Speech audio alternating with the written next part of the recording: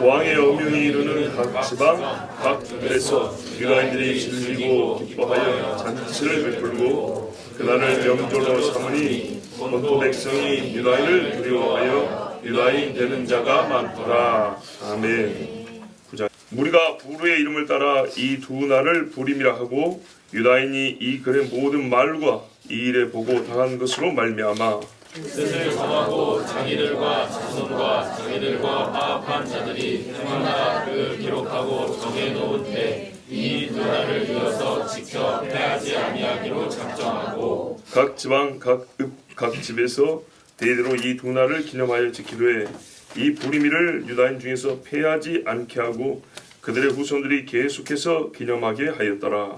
아비하일의 딸 왕후 에스더와 유다인 모르드게가 전권으로 글을 쓰고 부림에 대한 이 둘째 편지를 굳게 지키게 하되 화평하고 진실한 말로 편지를 써서 아수에로의 나라 127지방에 있는 유다 모든 사람에게 보내어 정한 기간에 이 부림일을 지키게 하였으니 이는 유다인 모르드게와 왕후 에스더가 명령한 바와 유다인이 금식하며 부르짖는 것으로 말미암아 자기와 자기 자손을 위하여 정한 바가 있음이더라. 에스더의 명령이 이 부림에 대한 일을 경고하게 하였고 그 일이 책에 기록되었더라. 아멘. 레위기에 제정된 절기 외에 이스라엘 역사 중에 제정된 절기로 두 개가 있다 했습니다. 하나는 수전절이고 하나는 부림절인데 수전절은 여호와의 성전을 정결케 함이고 부림절은 하나님의 백성을 최후에 주께서 구원하실 것이라는 약속의 표입니다. 그래서 이 부림절은 이스라엘 절기로는 맨 마지막 절기입니다. 우리의 원력으로는 연초에 해당하죠. 그런데 이스라엘은 구속의 원력으로 하면 6월절이 1월 1일입니다. 이 날로 한 해의 첫날을 삼을지니 출애굽할 때 그랬어요. 그래서 이제 세속의 날로는 나팔절부터 1년이 시작하지만은 하나님의 구원의 은총의 달력으로는 6월절이 시작입니다.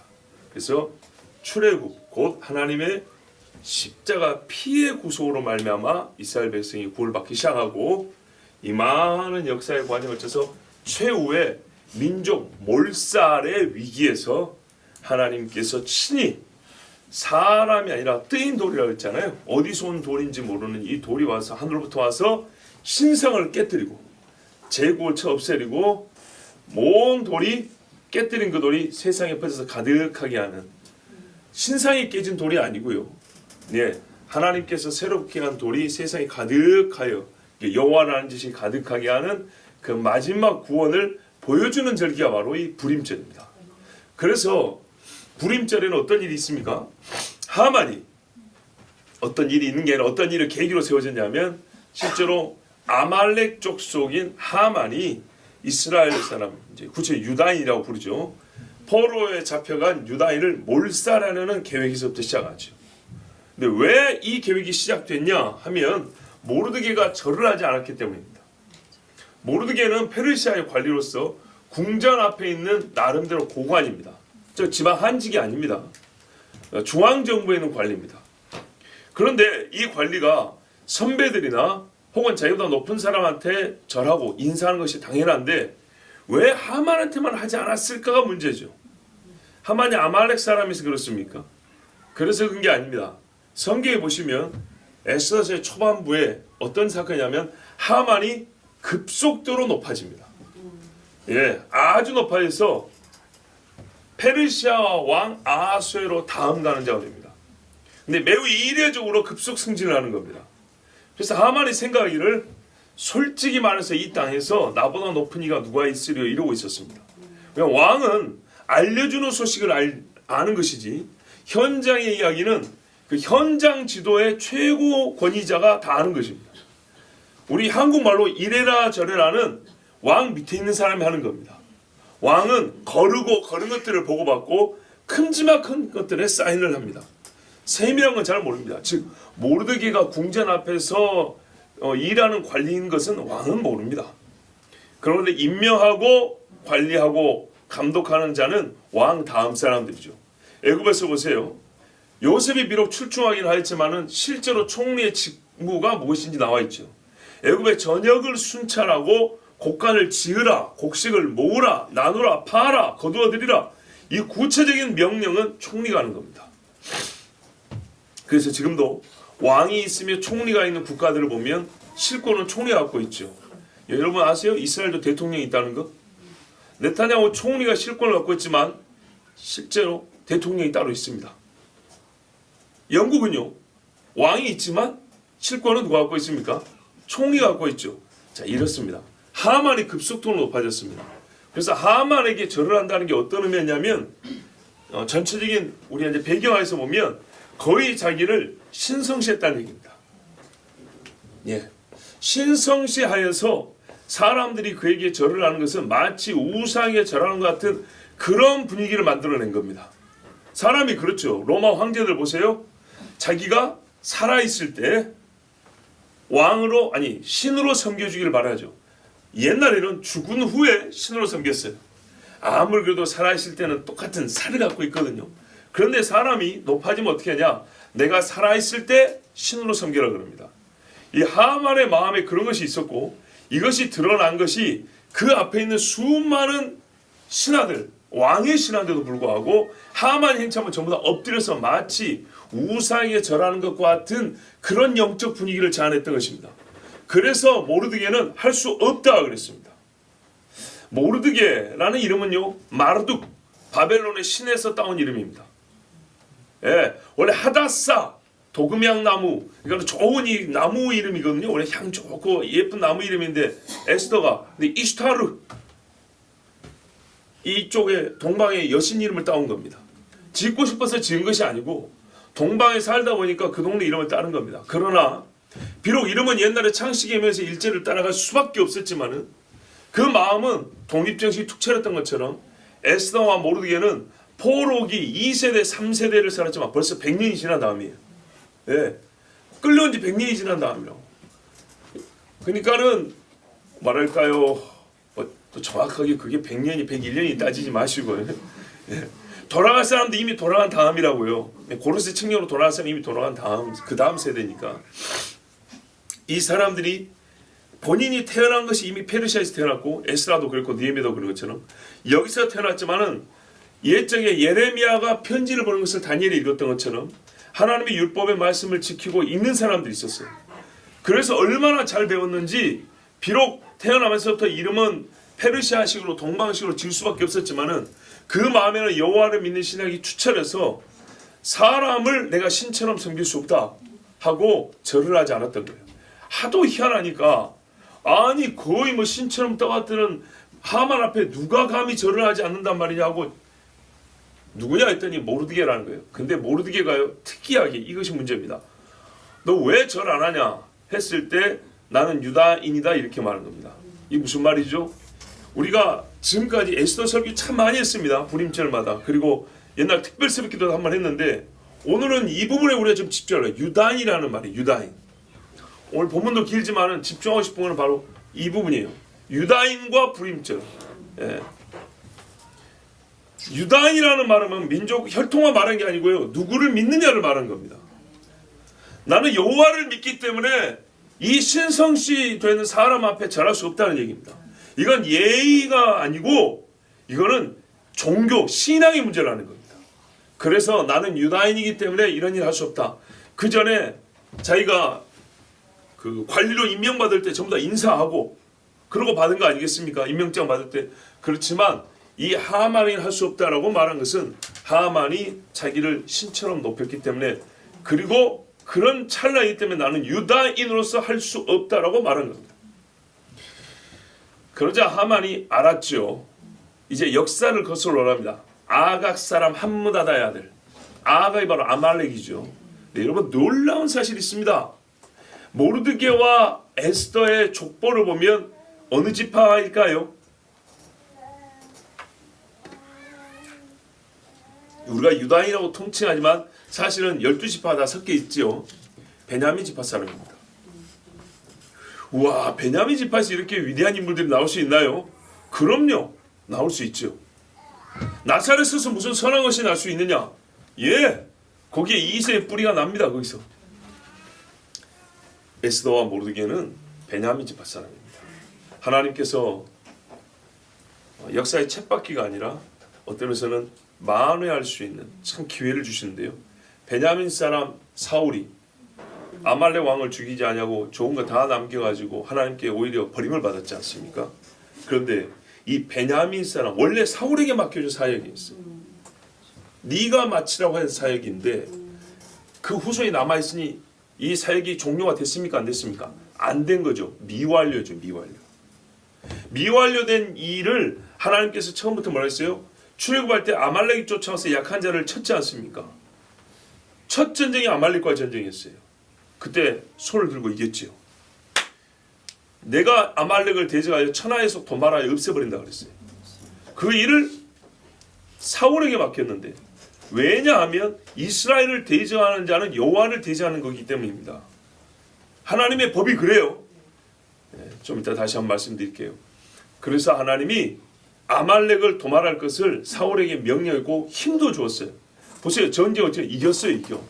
그런데 힘이 남아도니까 그 남아도는 힘으로 감히 하나님과도 싸울 모양인지 남겨뒀어요. 그래서 실패한 겁니다. 근데 이때 하나님이 베냐민 자손 모르드게와 에스더를 통해서 그 사역을 완성시키십니다. 그러니 하나님의 구속의 역사는 이것만 보더라도 얼마나 철저하고 확실한가. 하나님께서 이스라엘을 구원하겠다. 특별히 여러분 베냐민 사람을 통해서 이 일을 완료시켰다면 하나님의 아들 메시아 예수를 통하여 전 이스라엘을 구원하겠다는 그 약속을 지키실까요? 안 지키실까요? 지키죠. 바로 그거를 말해주는 게 에스더서의 주제입니다. 그게 언제예요? 역사의 끄트머리예요. 모형입니다. 지금 이것은 이스라엘 중에 있었던 이 최후의 사건들을 보여주는 여러 가지 예표적 사건 중 하나입니다. 애굽의 바로가 유다인을 없애려고 그랬고요. 또 하만이 없애려고 그랬죠. 현대 역사에서는 히틀러가 없애려고 그랬죠. 등등등 이 모든 일들은 마지막에 적그리스도 할 일의 예표인데 그날에 하나님께서 어떻게 구원하실지를 보여주는 것이 부림절이고 그래서 마지막 절기입니다. 마지막 절기인데 어떻게 해요? 원수인 아각 사람 아말렉 후손 하만을 없애고 적그리스도를 예표하는 그를 없애고 원수를 말살 완전히 없애버려요. 끝이에요. 끝내고 유다인이 높아지고 많은 사람이 유다인이 되었더라.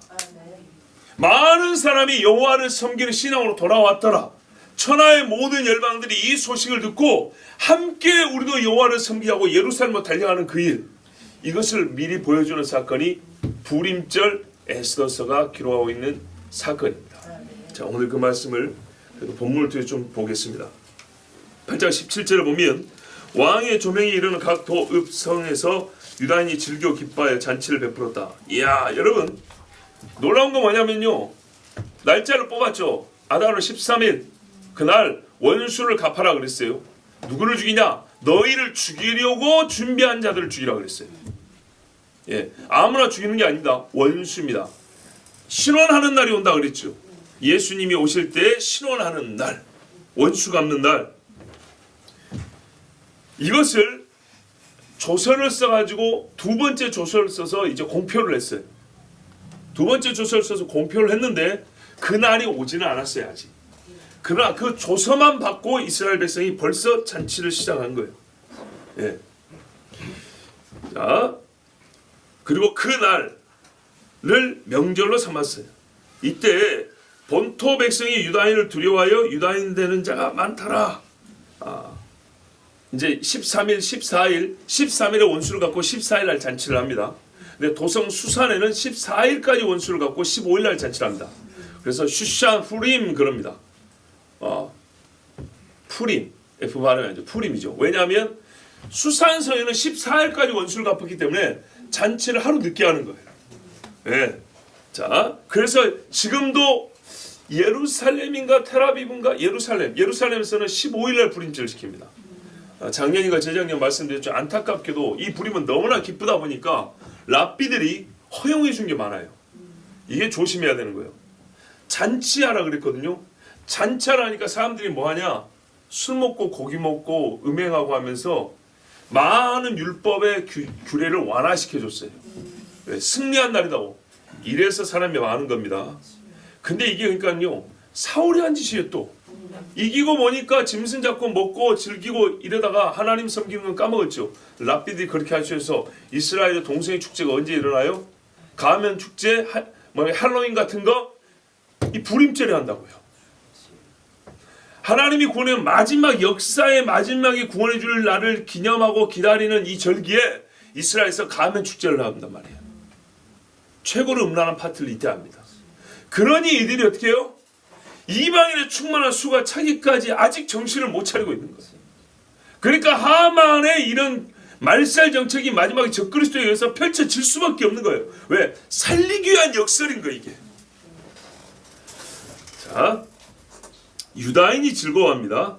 유다인은 여기서 누구죠? 바꿔 말하면 구원받은 백성이죠. 하나님의 강력한 손에 의해서 구원받은 백성은 유다인이 축제를 하는 겁니다. 그래요. 그래서 그리스도인의 축제는 희락의 축제를 하는 거예요. 근데 저 백성이 무지하여 타락과 광패의 축제를 하고 있으니 이것이 우리가 또한 기도해야 될 문제입니다. 근데 이때 본토 백성이 유다인을 두려워하여 유다인 되기로 정했다 이렇게 말했습니다. 우와, 여러분 이해가 되세요? 본토이라면 누구죠? 페르시아 사람이죠. 보세요. 본토 백성이 유다인을 두려워하여 유다인 되었다 그러잖아요. 그러니까 여기서 본토는 페르시아 사람입니다. 그럼 여러분 생각해 보세요. 옛날에 일제시대를 한번 생각해 볼까요? 일본 사람이 필리핀 사람과 한국 사람과 싸워가지고 필리핀 사람이 이길 뻔했는데 한국 사람이 이겼어요. 그런다고 해서 무서워서 일본 사람이 나 한국 사람 되려 하겠어요? 이거 굉장히 특이한 사건입니다.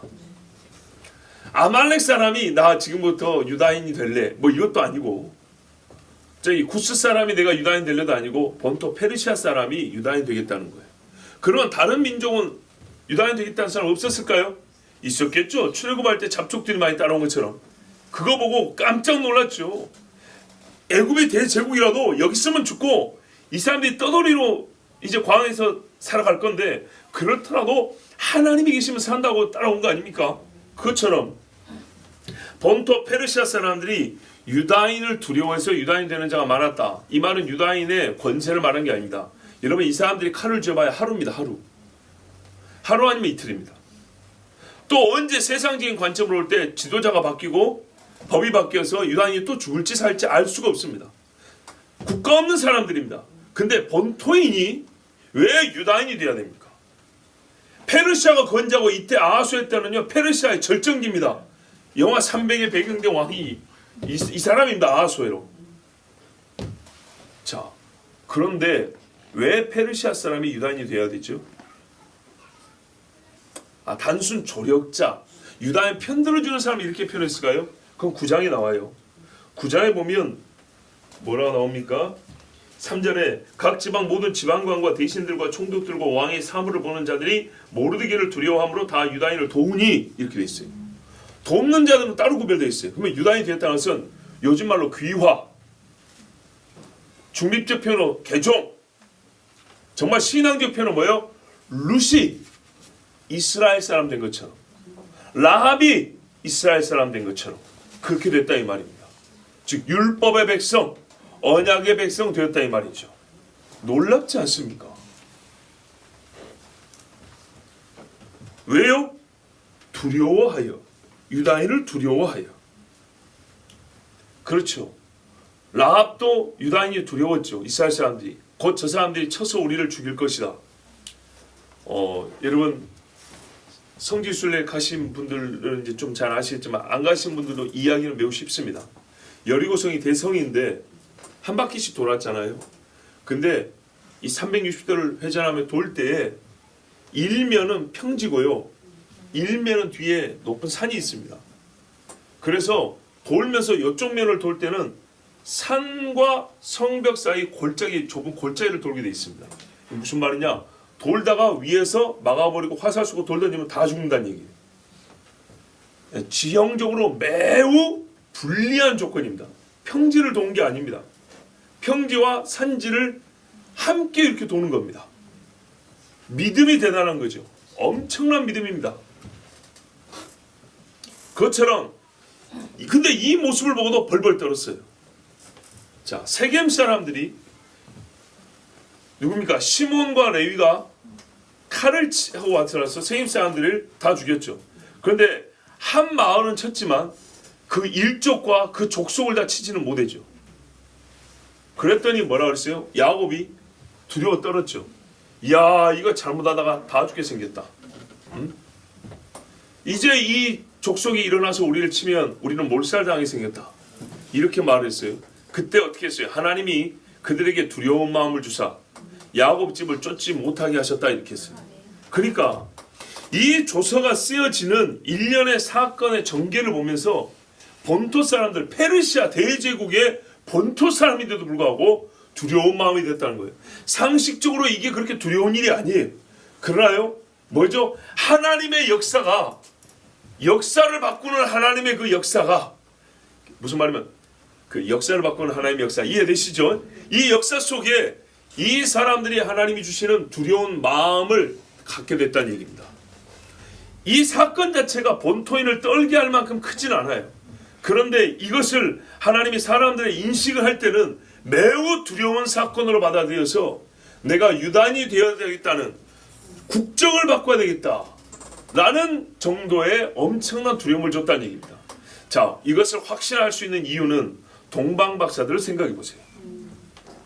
동방박사들이 페르시아 왕이 날 때 가서 그렇게 아련을 했는지 모르겠지만 유다인의 왕으로 나신 이가 누구뇨 하면서 수백 년이 지난 후에 그 밤마다 여행해서, 왜? 별 보라니까 밤마다 여행을 하거든요. 밤낮이 바뀐 여행을 몇 달을 하여서 가나안 땅이라고 불리는, 우리에게는 약속의 땅이죠. 약속의 땅에 들어와서 유다인의 왕으로 나신 이가 어디냐고 찾아서 선물을 준비하고 그 앞에 절하고 왔으니 여러분, 이게 신앙이 아니면 무엇이겠습니까? 그 신앙이 어디서부터 왔을까요? 바로 그래요. 이것들을 종합해 볼 때 예수 유다인이 되었다는 말은 성경의 말로 여러 사례들을 볼 때 율법의 백성이 됐다 그 말입니다. 하나님의 언약 안에 나를 들어가게 한다 그런 말입니다. 얼마나 놀랍습니까? 실제로 마지막 때에 뭐라 그래요? 오라 우리가 여호와께로 가자. 주의 말씀이 예루살렘에서부터 하면서 세상 모든 족속이 하나님 앞에 예루살렘을 올라가 예배한다고 되어 있습니다. 그러나 그때 절기를 지키러, 특별히 초막절을 지키러 오지 아니하는 자들은 내가 비를 내리지 아니한다. 왜냐? 아직 1000년 동안에는 새하늘과 새 땅이 완전히 임한 게 아니기 때문에 마지막 남은 초막절의 절기의 의미가 뭐죠? 임마누엘이잖아요. 완전한 임마누엘을 기다리는 절기 하나 남아있는 거예요. 그래서 초막절은 지켜야 되는데 아직 성취가 완성이 안 됐기 때문에, 그래서 초막절을 지키지 않는 자에는 주께서 벌을 내리신다 이렇게까지 말씀한 겁니다. 그때 유다인만 초막절 지키러 옵니까? 아니죠. 만방의 백성들이 초막절을 지키러 예루살렘 옵니다. 그리고 예루살렘 올 이유는요, 예수님이 거기서 실제로 다스리기 때문입니다. 자, 이렇게 해서 유다인이 된 사람들이 많았다. 하나님이 구원하시는 표적을 보고 세상에 가장 힘있는 사람이 가장 약한 피지의 민족의 족속이 되기로 했다는 이 기적의 사건이 마지막 때에도 일어날 것입니다. 전 세계 대부분, 거의 대부분의 사람이 적그리스도 앞에 절할 때 절하지 않고 끝내 싸우는 몇 사람, 끝내는 그 사람들과 같이 되겠다고 돌아오고 하나님 앞에 무릎 꿇는 사람들이 일어나게 됩니다. 이 절기를 이제 부림이라고 하였는데요. 26절 보시면, 9장 26절에 보면 두 날을 부림이라 했다. 원래 푸르그입니다. 제비 뽑다. 제비. 근데 제비를 하나만 뽑은 게 아니기 때문에 부림이었고 복수형으로 푸림 이렇게 부릅니다. 유다인들이 이 글의 모든 말과 이 일에 보고당한 것을 인하여, 그러니까는 지금 있었던 제가 설명해드린 이 일련의 사건들로 말미암아 뜻을 정하고 그리고 기록하고 이 두 날을 연하여 지켜 패하지 아니하기로 작정을 했다 그랬습니다.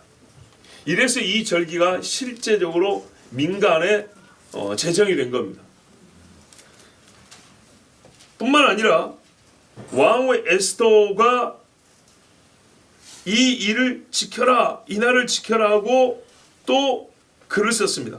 29절에는요, 이 둘째 편지라는 게 뭐냐면 왕의 두 번째 조서를 말한 겁니다. 두 번째 조서를 말한 것이고, 그리고 이제 뭡니까?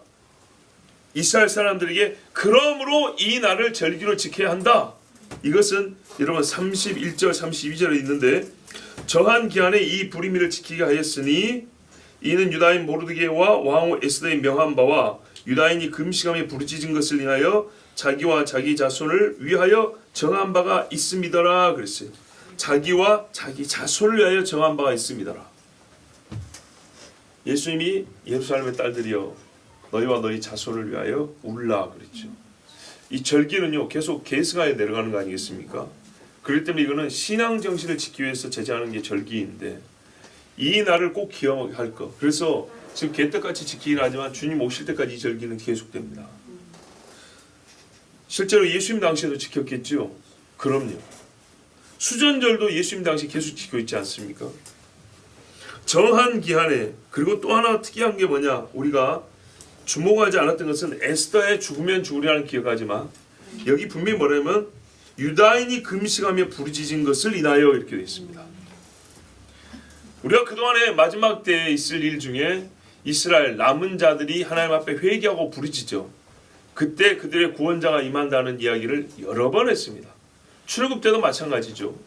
그들의 우고를 듣고 하나님께서 그들의 울부짖음을 듣고 그들을 기억하서 옛날 번역은 권념하사 찾아오셨다 했고, 요셉도 뭐라고 해서 죽기 전에 하나님이 반드시 너희와의 약속을 기억하사 찾아오시리니 이렇게 말했단 말이죠. 마찬가지입니다. 다시 한번 우리가 들으면 스가랴 12장 7절 이하에 보면 여호와가 먼저 유다 장막을 구원하리니 이는 다윗의 집의 영광과 예루살렘 거민의 영광이 유다보다 더하지 못하게 하려 함이니라. 그날에 여호와가 예루살렘 거민을 보호하리니 그 중에 약한 자가 그날에는 다윗 같겠고 다윗 족속은 하나님 같고 무리 앞에 있는 여호와의 사자가 될 것이라. 예루살렘을 치러 오는 열국을 그날에 내가 멸하기를 힘쓰리라. 내가 다윗의 집과 예루살렘 거민에게 은총과 간구하는 심령을 부어주리니 그들이 그 찌른 바 그를 바라보고 그를 위하여 애통하기를 독자를 위하여 애통하듯 하며 그를 위하여 통곡하기를 장자를 위하여 통곡하듯 하리로다. 자, 이스라엘을 치려고 마지막에 큰 전쟁이 일어나는데 그들을 구원할 자가 없는 거예요. 이사야서에도 나오죠. 보스라에서부터, 즉 에돔 쪽에서부터 올라오는 흰 옷 입은 자가 있는데 왜 옷이 뻘겋게 물들었는가 했더니 이건 피니, 원수의 피니. 왜? 이스라엘을 구원할 자가 없어서 내가 친히 싸우러 와서 싸운 결과 내 몸에 원수의 피가 묻었다. 이렇게 말했습니다. 자, 그때 예루살렘을 치러온 자들에게 하나님께서 어떻게 해요?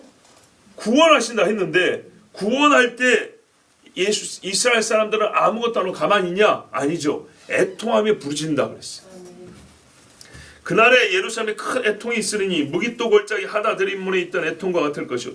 무깃도 골짜기, 옛날에 요시아가 거기서 죽었어요. 요시아가 40이 안 돼서 죽었다고요. 그래서 이스라엘 사람들이 엄청나게 울었어요. 그게 바로 무깃도입니다. 무깃도. 하르 무깃도, 헬라어식으로는 아마겟돈. 온 땅 각 족속이 따로 애통하되 다윗의 족속이 따로 하고 그 아내들이 따로 하며 나단의 족속이 따로 하고 그 아내들이 따로 하며 레위의 족속이 따로 하고 그 아내들이 따로 하며 시므의 족속이 따로 하고 그 아내들이 따로 하며 모든 남은 족속도 각기 따로 하고 그 아내들이 따로 하리라 그랬어요. 자, 이렇게 해서 이스라엘 족속이 한 사람도 빠짐없이, 한 집안도 빠짐없이 철저하게 하나님 앞에 회개하고 부르짖는 날입니다. 그와 함께 구원을 받습니다. 요엘 2장 31절 42절 우리 잘 아시죠? 여호와의 크고 두려운 날이 이르기 전에 해가 어두워지고 달이 핏빛같이 피어나리니와 누구든지 여호와 이름을 부른 자는 구원을 얻으리니 이는 나 여호와의 말대로 시온산과 예루살렘에서 피할 자가 있을 것이며 남은 자 중에 나 여호와의 부름을 받을 자가 있을 것입니다. 아멘. 이 전쟁도 그날의 전쟁을 말합니다. 이스라엘 유다가 마지막에 원수에서 침을 받는데 어떻게 됐냐? 그 앞전의 땅은 에덴 동산 같은 땅 것이요 뒤의 땅은, 즉 군대가 휩쓸고 간 땅은 풀 한 폭이 남지 않은 땅이 된다고 했어요. 얼마나 무섭냐? 병거들이 서로 열을 맞추어 가되 담벼락을 오르며 창문을 깨고 들어가되 혹 병기와 부딪힘을 당해도 상하지 아니하며. 그래서 이 성경을 마지막 전쟁이니까 로봇 전쟁이라고 얘기하기도 합니다. 묘사가 그렇게 돼 있어요. 각 군대가 얼마나 무겁냐면 말이 한 300km 이상 나가잖아요. 그 군대 한 사람 한 사람이 뛰는 소리가 땅을 진동하여 사람을 두렵게 떨게 하고 그것을 보는 사람들 얼굴이 새하얘져서 싸울 엄두를 내지 못하리로다. 그들은 열을 맞추어 가되 흐트러지지 아니하고 변기에 부딪히마도 상하지 아니하고 담벼락을 기어오르며 뛰어가며 말과 같이 이렇게 돼 있어요. 사람은 그렇게 못합니다. 그래서 옛날부터 공학자들이, 예수 믿는 공학자들은요, 이 말씀을 볼 때 이거는 로봇 전쟁이다라고 생각을 했고, 실제로 지금 뭐 우리 눈앞에 나타나 있지 않습니까? 옛날처럼 요압처럼 그 물길 타고 들어갈 필요가 없어요. 이제는요, 뛰어 올라가 버리니까. 자, 바로 이날, 이런 날이 하만의 때와 같이 이스라엘에게 닥치는 날입니다. 머지않아 이 날입니다. 그런데 왜 이런 어처구니 없는 길을 겪게 되나요? 성경에 보면 유프라테스 강에서 시작된 전쟁이 두 번 있죠. 한 전쟁은요, 하나님이 정말 그 기적으로 이기게 해줘요. 그런데요, 아마도 그 두 번째 전쟁에 이제 문제 생기는 건데, 그 와중에 뭐냐면, 전에도 말씀드렸는데, 이스라엘이 이 전쟁 가운데 화평의 조약을 맺어요. 근데 화평의 조약을 맺는데 그가 적그리스도란 말이죠. 그리고 화평의 조약을 맺는 동안에, 화평이니까 뭐예요? 군대와 치안권의 이양이 어느 정도 있단 말이죠. 양보를 해야 되거든요. 근데 지금은 보시다시피 이스라엘이 얼마나 국방에 힘을 쏟습니까? 치안 유지에 힘을 쏟습니까? 근데 총을 내줘버리면요, 예, 이제 내가 잡히는 거죠. 그래서 그 과정상에는 그런 일들이 있을 거라고 우리가 생각을 하는 겁니다. 예상을 해보는 겁니다. 평화의 조약을 받으면 군축을 해야 됩니다. 군사를 감해야 되고 군대를 물려야 되고, 그렇죠, 무기도 폐기를 해야 됩니다. 그런 식으로 하다 보면 어느 날 갑자기 뒤통수를 치면 이길 수 있을까요? 거기다 급습을 하면요, 이길 수가 없죠. 그래서 하나님이, 예수님이 말했어요. 그날에는 오단벌 가질 생각하지 마, 빨리 산으로 도망가라 그런 거예요. 살려면 빨리 도망가라고. 그렇게 급작스러운 날이 오는 것입니다. 자, 그러니까 어떻게 해죠? 이제 깨닫는 거죠. 와, 이게 하나님이 말씀하신 야곱의 환난 때 오나면서 이제 부르짖어 기도할 때, 그러나 그 시간은 제법 많이 걸립니다. 3년 반 시간 걸립니다. 그때 거의 몰살을 당합니다. 뿐만 아니라 많은 예수 믿는 사람도 같이 죽죠. 그 조금의 남은 사람들, 그리고 회개와 부르짖음이 절정에 달할 때, 이제 끝났는가 싶을 때, 예수님 말씀 잘 들으세요. 그날을 감하지 않으면 택한 자라도 구원을 받지 못할 정도로 무섭다 그랬어요. 그 끄트머리입니다. 그 끄트머리에 우리 주님이 친히 오셔서 원수를 감당하는 겁니다. 바로 이 불임절과 같이 이제 다 끝났구나 하고 백성이 부르짖는 그때 어떤 방법이 있습니까? 정치, 군사, 경제, 무엇으로 해결 안 됩니다. 하만이 얼마나 돈이 많냐? 여러분, 적그리스도가 얼마나 돈이 많냐? 개인이 1만 달란트 은을 국가에 바쳤어요. 1만 달란트 은이라니까요. 옛날에 2000년 전에 한 국가 예산이 90달란트인가 요 정도인 나라들이 있어요. 뭐 1만 달란트면요, 어마어마하죠. 그런데요, 이거 맞추면 하만은 쫄딱 망하겠죠. 그러니까 개인이 얼마나 부자였는가 보세요. 실제로 적그리스도 부자로 표현되어 있어요. 왜? 음녀하고 같이 교육을 했기 때문에 음녀가 자금줄을 대니까 어마어마한 부자. 근데 하나님의 음녀가 하루아침에 없애버린다고 그랬죠. 자, 그런데 그 1만 달란트라는, 1달란트는 어림잡아 35kg 생각하면은 1만을 곱해보세요. 은이 몇 톤인가 도대체. 그걸 바쳤어요. 그러면은 장사 안 되는 짓을 할까요, 하만이? 하죠. 아니, 안 하죠. 유다인들 다 죽이면 그 재산 몰수. 히틀러 한 짓 보세요. 유다인들 재산 몰수해가지고 얼마나 착취해서 전쟁장을 쓰고 나눠먹기 하고 그랬지요. 예, 마찬가지입니다. 이 유다인들 다 중에서 그가 뺏어가는 겁니다. 실제로 마지막 때 전쟁을 보면 어떻게 돼 있냐? 이스라엘을 치러오는 군대들에게 다 동조하는 건 아니겠죠. 반대하는 나라들도 있어요. 그 반대하는 나라들이 뭐라고 비난했냐? 야, 너 도둑질하러 오냐? 그랬다 그랬어요. 너희가 이스라엘 땅에 그 기름진 것들 도둑질하러 오는구나 했는데, 아니나 다를까 몇 년 전에 이스라엘 앞에서 가스가 발견됐죠. 지금 어마어마하게 지금 기름 장사를 하는 나라가 됐어요, 이스라엘이. 그래서 성경 말씀이 정확한 겁니다. 32절 보세요. 에스더의 명령이 이 불임에 대한 일을 경고하였고 그 일이 책에 기록되었더라. 그래서 누가 이 에스더서를 기록했냐 할 때 에스더 아니면 모르드게일 것이다, 이렇게 보는 겁니다. 왜? 당시에 기록이 됐기 때문에. 훗날에 누가 연출하여 쓴 거 아닙니다. 소설 아닙니다. 이날에 뭘 했냐면 에스더 9장 22절을 보면 이날에 유다인이 대제에서 벗어나서 평안함을 얻어 슬픔이 변하여 기쁨이 되고 애통이 변하여 길한 날이 되었으니 이 두 날을 지켜 잔치를 베풀고 즐기며 서로 예물을 주며 가난한 자를 구제하라 하매. 자, 이렇게 해서 이 복음을 경험한 자들이 어떻게 했습니까? 서로 기뻐하며 잔치하며 가난한 자를 구제했어요. 그런데요, 요한계시록 11장에 보면 꼭 반대되는 일이 있습니다. 이스라엘에 회개하라고 외친 두 선지자가 있죠. 이 두 선지자가 죽습니다. 그런 다음에 잘 죽었다고 사람들이 예물을 서로 주고받았다고 되어 있습니다.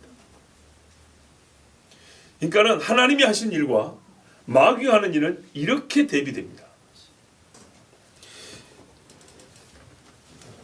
이제 에스더서를 통하여서 주시는 하나님의 말씀을 크게 두 가지로 요약을 하겠습니다. 더 많은 말씀을 전하면 좋은데 어찌 한 시간에 그걸 다 하겠습니까? 필요한 것은 옛적에 에스더서 강의했던 게 우리 올라와 있으니까 보시고, 또 불임절 설교 매년 했으니까 한번 찾아 들어보시면 되겠습니다. 오늘은 이 유다인이라는 이름에 좀 우리가 좀 집중해서 불임절을 통하여 주시는 두 가지 약속, 이미 지금 말씀드렸지만 정리하여 다시 두 가지를 말씀드리면, 첫째는 아브라함이 주신 약속의 하나님의 성취, 이행입니다. 창세기 12장 2절 3절에 내가 너를 큰 민족을 이루고 내게 복을 주어 내 이름을 창대케 하리니 너는 복의 근원이 될지라. 너를 축복하는 자에게는 내가 복을 내리고 너를 저주하는 자에게는 내가 저주하리. 땅의 모든 족속이 너를 인하여 복을 얻을 것이니라 하신지라. 아멘. 이 말씀입니다. 이스라엘과 유다가 항상 의롭지는 못합니다. 그러나 이스라엘은 잘 생각해 보세요. 전 세계 모든 민족 중 여호와의 영광을 나타내기 위하여 택해진 유일한 백성입니다. 하나님의 언약을 증거하는 증인이요 제사장 된 백성으로 세움을 받은 유일한 나라입니다. 따라서 이스라엘에 대한 사람의 행위는 곧 여호와를 대한 행위로 간주되었습니다. 이 땅에 있는 족속 중에 이스라엘 하나님 대리자란 말이죠. 하나님의 대사예요, 대사. 그래서 예수님도 그랬잖아요. 너희를 영접하는 자는 나를 영접하며 나를 영접하는 나를 보내시는 하나님 아버지를 영접합니다. 이렇게 말했죠. 이 원리가 이스라엘에 적용됩니다. 그래서 항상 하는 말이에요. 이스라엘을 축복하고 이스라엘 위해 기도하라 그런 거예요. 실제로 역사를 보세요. 이스라엘을 대적하는 나라가 잠시 그들을 대적하는 맛은 보았지만 끝내 그들은 없어지고 이스라엘은 남았습니다. 성경을 대지하는 자가 성경을 조롱하는 즐거움과 재미는 몇 번 맛보았지 모르지만 얼마 못 가 그는 사라지고 성경은 남았습니다. 스가랴 2장 8절에 너희를 범하는 자는 그의 눈동자를 범하는 것이라 그랬습니다. 무슨 말이에요? 이스라엘 범하는 자는 감히 하나님 눈을 주시는 자다, 이런 말이었어요. 왜? 하나님 뭐라 했어요? 나의 눈이 너희 가운데 있고 내 이름을 너희 중에 두리니. 그랬기 때문에. 하만은 모르드게를 죽이려고 장대를 썼지만 정확히 봐보세요. 일일이 따져보면 이래요. 그 장대에 자기 목이 달렸어요. 유다인을 죽이려 했다가 그의 아들 10명이 다 죽었어요. 그래서 몰살 끝난 겁니다. 그리고 그와 동조했던 사람들이 수만 명이 죽임을 했어요. 도선 수산에만 7만 명이 죽었다 했어요. 그렇게 보면 유다인을 미워하는 사람이 왜 미워했는지 모르지만 얼마나 많은 거 보세요. 그래서 우리도 그러잖아요. 알 수 없는 반유대주의, 반셈족주의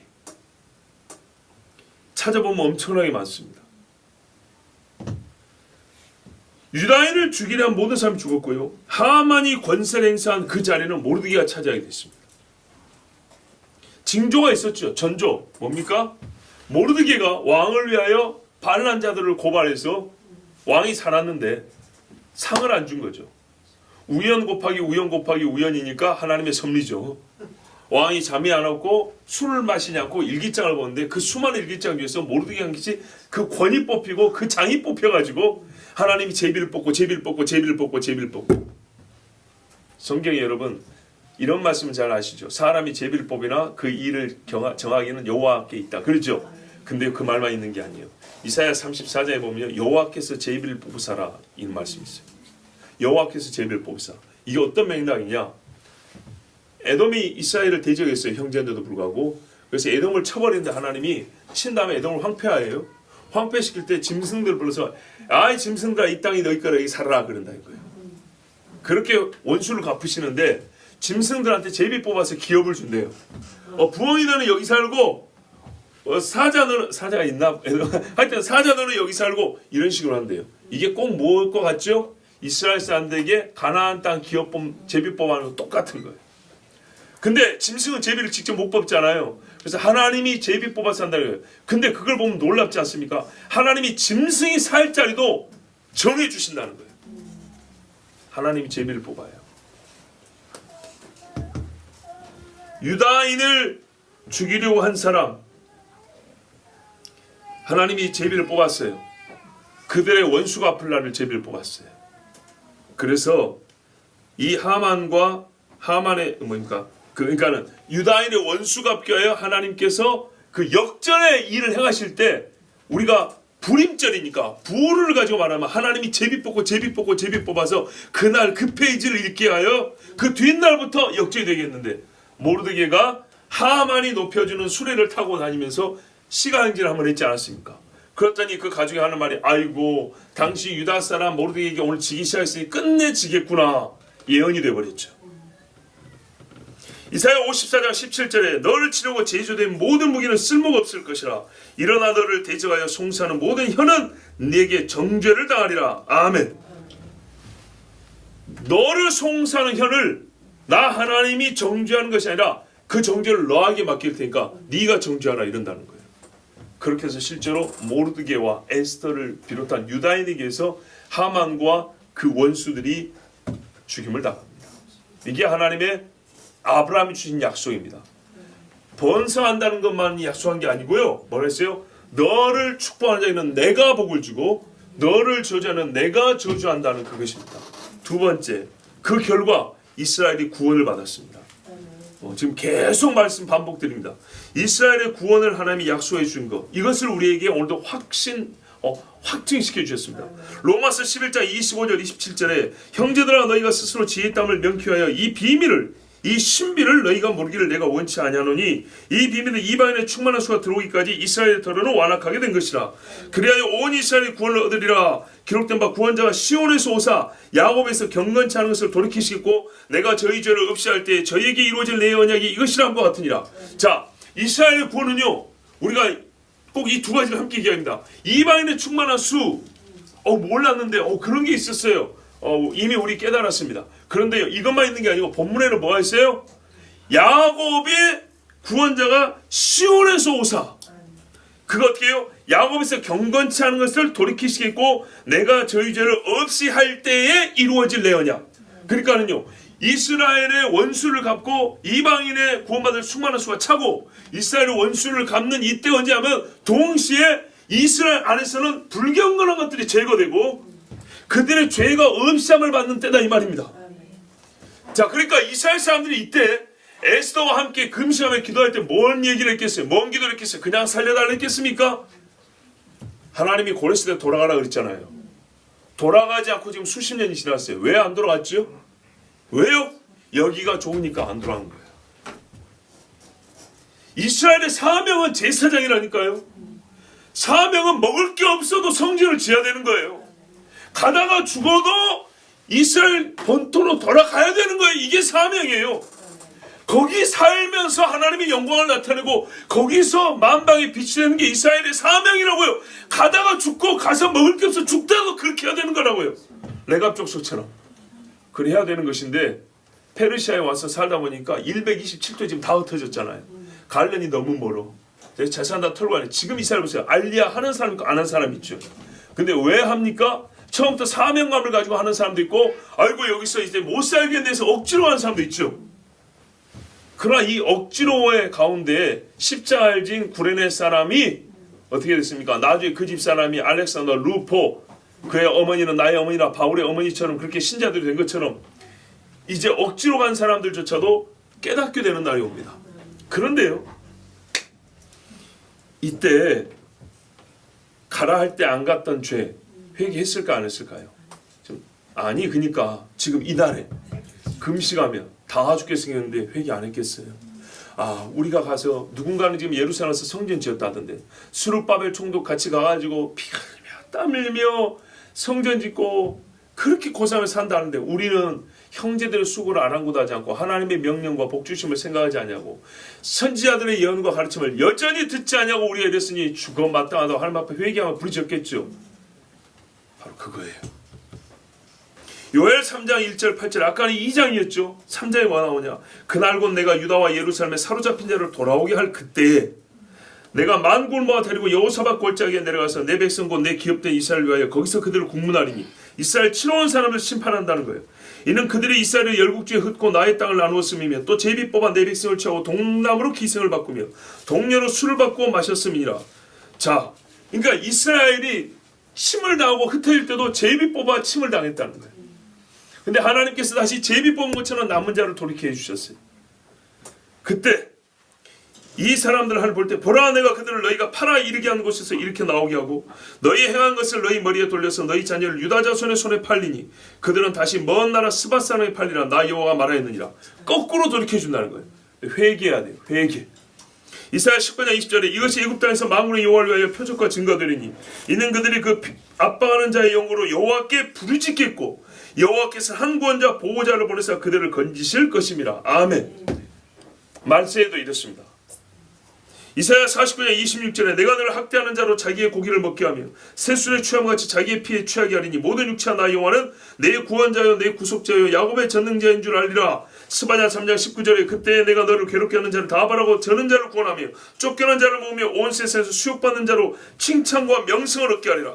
내가 그때 너희를 이끌고 그때 너희를 모을지라. 내가 너희 목전에서 너희 사로잡힘을 돌이킬 때 너희로 천하 만민 중에서 명성과 칭찬을 얻게 하리라. 나 여호와의 말이니라. 아멘. 마지막 때에 적그리스도가 자만하고 스스로 구원을 이루고자 하는 유다인들과, 그러니까 적그리스도가 이 화평을 이룰 때는 유다인이 참 교만할 때, 스스로 자기 구원을 이루고자 하는 때에 거짓 친교를 맺고 유다인의 말살을 시도할 것입니다. 그때 유다인은 하나님께 부르짖을 것이고 전 세계 거의 모든 사람이 하나님을 비웃고 유다인의 죽임당함을 즐거워하는 정말 미쳐버린 세상이 될 그때 하나님은 이스라엘과 예루살렘을 향하여 하늘로부터 진군을 시작합니다. 요한계시록 19장에 나와 있죠. 그때 하나님의 구원의 약속, 선미의 계획을 깨달은 유다인은 이사야 선지자의 말로 세상을 향하여 외칩니다.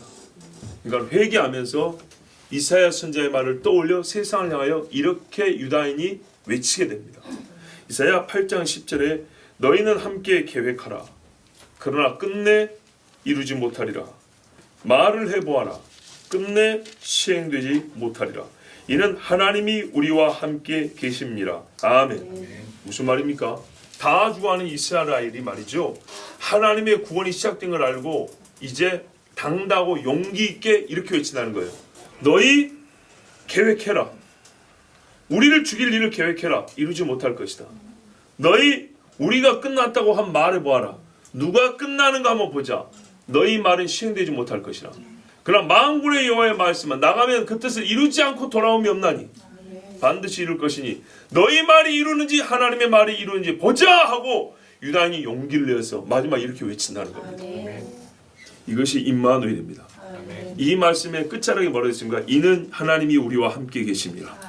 이걸 이제 깨닫는 거예요. 임마누엘, 예수. 그 이름을 임마누엘이라라, 예수라라. 이는 그가 자기 백성을 구원할 자이십니다. 임마누엘 비밀이 여기 있었어요. 하나님이 우리와 함께 계시도다. 아들 낳으는 이름을 예수라 하라.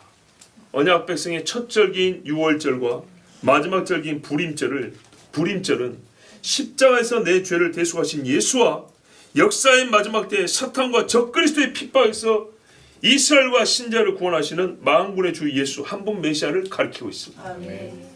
기억하십시오. 제비는 하나님이 뽑으십니다. 아멘. 하나님이 친히 이스라엘에 주실 땅, 그들이 회개하여 돌이킬 날, 모든 그리스도의 속량의 날을 제비 뽑으셨습니다. 아멘. 누가 그 날을 감당할 수 있겠습니까? 그러므로 주께서 제비 뽑아 오늘 이 자리에 앉게 하신 여러분, 내가 제비 뽑힌 자라는 것을 감사하십시오. 아멘. 오늘도 제비 뽑아 읽게 하고 듣게 하신 이 말씀을 또한 감사함으로 받으십시오. 아멘. 오늘의 말씀의 결론이 이것이었습니다.